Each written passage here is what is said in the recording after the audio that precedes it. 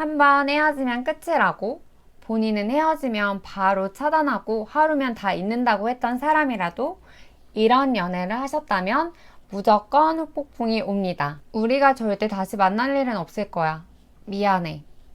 엊그제만 해도 나 없으면 못 산다고 했던 사람이 저렇게 말하니 1분 1초 정말 숨도 안 쉬어질 만큼 힘이 듭니다.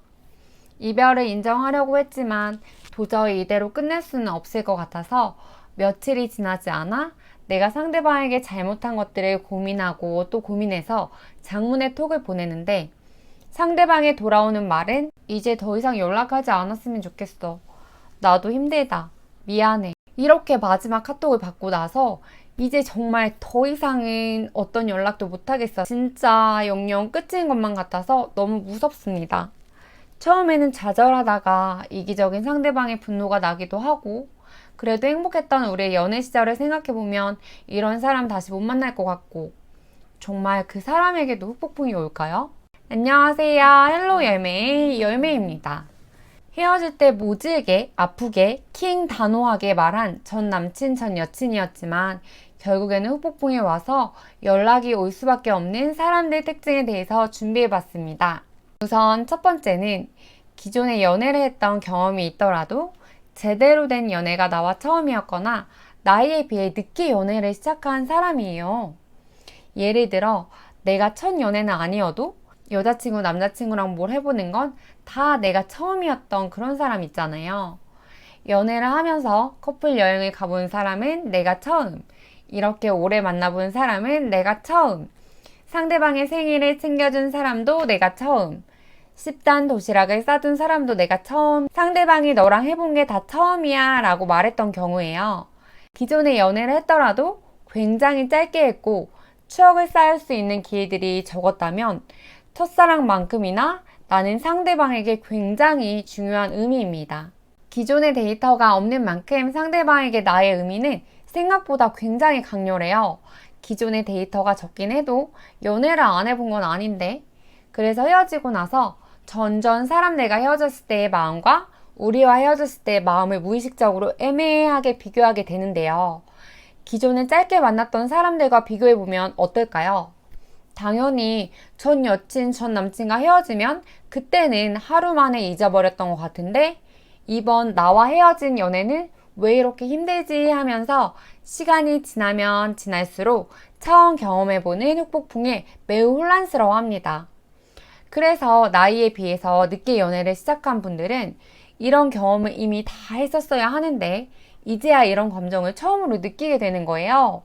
이런 분들의 친구들은 이미 경험을 해서 이런 감정들을 이미 초월했으니까 본인의 마음을 제대로 공감해주지도 않고 야, 그거 다 그냥 지나가. 이렇게 말만 하니까 본인은 진짜 심각한데 제대로 해본 연애가 처음이라서 혼란스러운 마음을 주체하지 못하고 혼자 힘들어서 낑낑대게 돼요.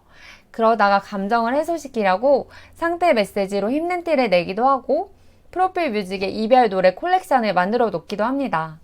우리의 빈자리로 결국에 시간이 지나면서 이렇게 힘들다는 건 우리가 상대방에게 큰 영향을 끼쳤다는 거니까 결국에는 전 남친, 전 여친은 우리만한 사람 절대 못 만나겠다고 생각하게 되고 후폭풍이 세게 옵니다.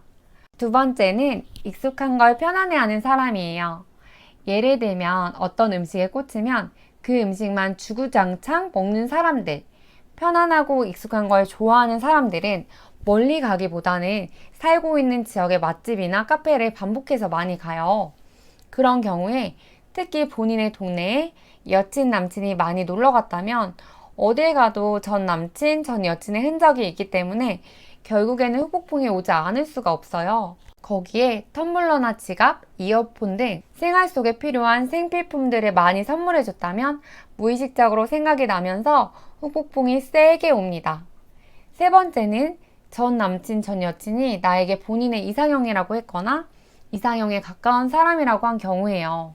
그런 이상형이 본인을 변함없이 좋아해주고 익숙해지다 보니 권태기가 오면 이 사람보다 더 예쁘고 멋진 사람 금방 만날 수 있을 것 같았는데 막상 다른 여자, 다른 남자 좀 만나려고 시도하다 보면 본인도 모르게 비교가 되면서 전 남친, 전 여친이 미친 듯이 생각나고 후폭풍이 정말 세게 옵니다. 네 번째는 가족들과 친했고 결혼 이야기를 많이 하면서 미래에 대해 서로를 진지하게 그려봤던 사람이에요.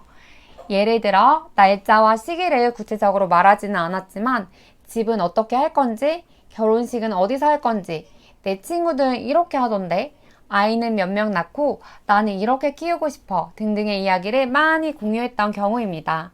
거기다가 부모님과도 자주 만나고 가족들과 친했다면 부모님들도 미래의 며느리나 사위라고 생각을 했을 테니까 헤어지고 나서 가족들이나 주변 사람들이 진짜 그런 사람 없다, 꼭 다시 만나 하면서 좋은 이야기를 계속 해주시고 아쉬워하시니까 시간이 지나면서 후폭풍 올 확률이 굉장히 큽니다.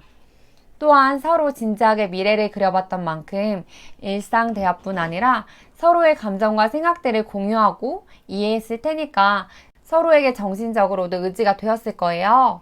다 그런 건 아니지만 일반적으로는 관계에서 여자분들이 보통 남친한테 위로를 원하고 많이 의지하게 되잖아요.